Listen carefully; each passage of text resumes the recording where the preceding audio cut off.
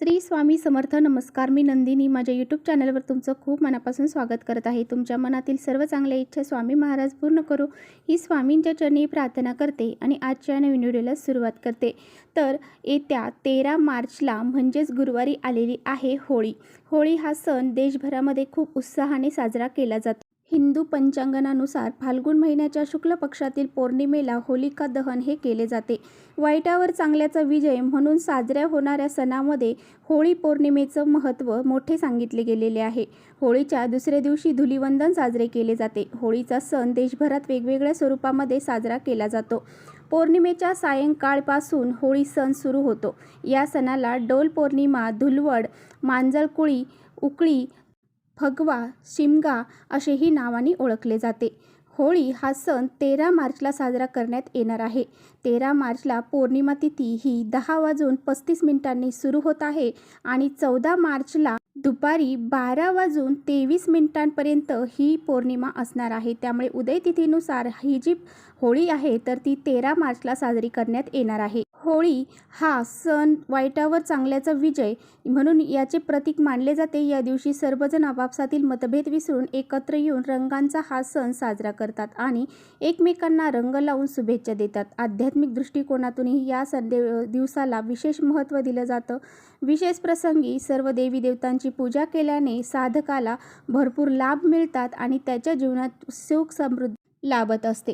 तर या होळीच्या दिवशी आपल्याला काही गोष्टींचं पालन देखील करायचं आहे. म्हणजेच काय तर होळी हा सण अतिशय महत्त्वाचा आहे, परंतु या दिवशी खूप साऱ्या नकारात्मक गोष्टी ह्या केल्या जातात. त्यामुळेच आजच्या व्हिडिओमध्ये मी एक प्रभावी उपाय सांगणार आहे. आपल्याला अशी ही एक वस्तू जी आहे तर ती चुकूनही हा जो पदार्थ आहे तर तो होळीच्या दिवशी खायचा नाही आहे. तर तो पदार्थ कोणता आहे, तो का खायचा नाही आहे आणि याबद्दलची संपूर्ण माहिती जी आहे तर ते आजच्या व्हिडिओमध्ये मी तुम्हाला देणार आहे. त्यामुळे तुम्ही पुढे व्हिडिओ स्किप न करता शेवटपर्यंत नक्की बघा, जेणेकरून तुमच्यापर्यंत योग्य ती माहिती पोहोचेल. आपल्या चॅनलवर जर नवीन असाल तर चॅनलला सबस्क्राईब करा आणि असेच नवनवीन माहितीपूर्ण व्हिडिओ पाहण्यासाठी बेल आयकॉनलाही प्रेस करा. म्हणजे मी जेव्हा कधी नवीन व्हिडिओ अपलोड करेन त्याचं नोटिफिकेशन सर्वात अगोदर तुम्हाला भेटेल आणि तुम्ही एकही व्हिडिओ मिस करणार नाही. त्याचबरोबर कमेंट्समध्ये जय माता लक्ष्मी लिहायला अजिबात विसरू नका. व्हिडिओ माहितीपूर्ण वाटला तर आपल्या मित्रपरिवारांसोबत नक्की शेअर. तर होळी हा सण अतिशय उत्साहाने साजरा केला जातो. होळीच्या दिवशी होळीला प्रदक्षिणा घातली जाते. त्याचबरोबर होळीमध्ये हरभरा, गहू, वाटाणा यासारख्या वस्तू अर्पण केल्या जातात आणि त्या प्रसादाच्या रूपाने सर्वांना वाटल्या देखील जातात. तर जी राख आहे, होळीची जी राख आहे तर ती पुरुषांच्या डोक्यांना आणि स्त्रियांच्या कपाळावरती लावायची असते. असं केल्याने समाजात कीर्ती आणि ऐश्वर्य वाढते. घराच्या एका ठिकाणी चौकोनी जागा स्वच्छ करायची आहे आणि तिथे कामदेवांची पूजा करायची आहे. होळीच्या दिवशी कोणत्याही व्यक्तीबद्दल मनामध्ये शत्रुत्वाची भावना आपल्याला ठेवायची नाही. होलिका दहन करण्याच्या दिवशी आपल्याला सकाळी आंघोळ करण्या अगोदर अंगाला उटणे लावायचे आहे आणि ते उटणे सुकले की ते काढून घ्यायचे आहे आणि ज्यावेळेस आपण होळी पेटवू त्या होळीमध्ये ते आपल्याला जाळून टाकायचे आहे. असं केल्याने व्यक्तीचे जे काही नकारात्मकता आहे, वाईट शक्ती जर तिला लागलेल्या असतील किंवा काही दोष लागलेले असतील तर ते संपूर्णपणे नष्ट होतात. होळीच्या दिवशी आपल्याला आपल्या घरातील स्वच्छता देखील करायची आहे. कोणताही कानाकोपरा आपल्याला जळमटे ठेवायचे नाही. तसेच भगवान विष्णूंच्या नरसिंह अवताराची या दिवशी आपल्याला पूजा करायची आहे. होळीची जी राख आहे तर ती लॉकरमध्ये ठेवल्यानंतर तो आपल्या घरातील पैशांच्या अडचणी ह्या दूर होतात. तर पहा, होळी हा सण असा आहे की या काळामध्ये भरपूर तंत्र, मंत्र आणि साधना केल्या जातात. होळी हा सण ज्यावेळेस साजरा करतो त्याच्या 8 दिवस अगोदरच होलाष्टक जे आहे तर ते सुरू होत असते आणि या काळापासूनच जे नकारात्मक ऊर्जा आहे तर ती जास्त प्रमाणामध्ये ॲक्टिव्ह असते. आणि त्यातली त्यात अशी काही लोक आपल्या आसपास राहत असतात की त्यांना आपली झालेली प्रगती ही देखवत नाही. असे हे कपटी लोक असतात, जे शत्रू असतात तर ते खूप काही अडचणी आपल्या जीवनामध्ये आणण्यासाठी भरपूर सारे तंत्रमंत्र या गोष्टी करत असतात. या लोकांची नजर ही आपल्या घरातील व्यक्तींना, आपल्या घराला लागत असते. त्यामुळे या व्यक्तींपासून आपलं संरक्षण होण्यासाठी आपल्याला काही गोष्टी ह्या पाळायच्या आहेत. होळीच्या दिवशी तुम्हाला एक गोष्ट लक्षात ठेवायची आहे, ती म्हणजे चुकूनही या दिवशी तुम्हाला वादविवाद, भांडण, क्लेश, कलह यासारख्या गोष्टी करायच्या नाही. त्याचबरोबर घरामध्ये आपल्याला ब्रह्मचर्याचं पालन करायचं आहे आणि कटकट, भांडण, क्लेश, कलह हे आपल्या घरामध्ये आपल्याला होऊ द्यायचं नाही. त्याचबरोबर आपल्याला या होळीच्या दिवशी कोणते पदार्थ आहेत तर ते चुकूनही खायचे नाहीत. तर पहा, कुणी कितीही आग्रह केला तरीसुद्धा तुम्हाला हे जे पदार्थ मी सांगणार आहे तर ते तुम्हाला खायचे नाहीत. कारण आपल्या बद्दलची भावना ही लोकांच्या मनामध्ये कशा पद्धतीने आहे हे आपल्याला माहीत नसतं. कारण काही जे लोक आहेत तर ते ह्या पदार्थांमधून तंत्रक्रिया करून आपल्याला ते पदार्थ खाऊ घालतात. आणि म्हणूनच होळीच्या दिवशी सावधगिरीने आपल्याला कुणाकडूनही कोणतीही वस्तू घ्यायची नाही. जे तंत्रमंत्र केली जातात तर ती खाण्याच्या पदार्थामधूनच जास्ती प्रमाणामध्ये केली जातात. पुरणपोळीचा स्वयंपाक हा आपण या दिवशी करत असतो.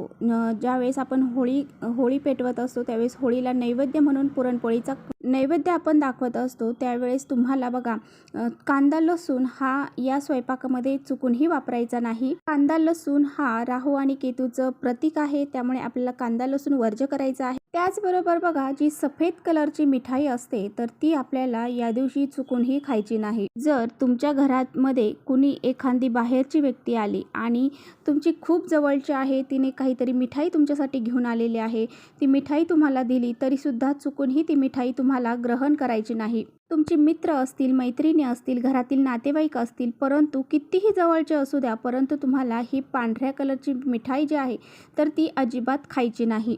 जर तुमच्या घरामध्ये जर तुम्हाला कोणी अशी मिठाई देत असेल, घरातील व्यक्ती सोडून बाहेरची जी व्यक्ती आहेत त्यांच्याकडून जर अशी मिठाई तुम्हाला देत असतील तर तुम्ही अजिबात ही मिठाई खाऊ नका. जर ह्या काही तिथी आहेत ना तर या तिथींना पौर्णिमा, अमावस्या, होळी या दिवशी या सफेद कलरच्या मिठाईवरती प्रक्रिया केली जाते, तंत्रक्रिया केली जाते आणि याच्यातून आपल्याला जे नाही त्या वस्तू खाऊ घातल्या जातात. आणि म्हणूनच तुम्हाला कुणीही हे जर पदार्थ दिले तर तुम्हाला चुकूनही ते खायचे नाहीत. तुम्ही स्वतः विकत घेऊन आलात तर ते वेगळं आहे, परंतु दुसऱ्यांनी दिलेले हे पदार्थ तुम्हाला खायचे नाही. तर पहा, या होळीच्या दिवशी नारळ देखील फोडला जातो आणि आजूबाजूची जी लोकं असतात ती आपल्याला नारळसुद्धा प्रसाद म्हणून देत असतात.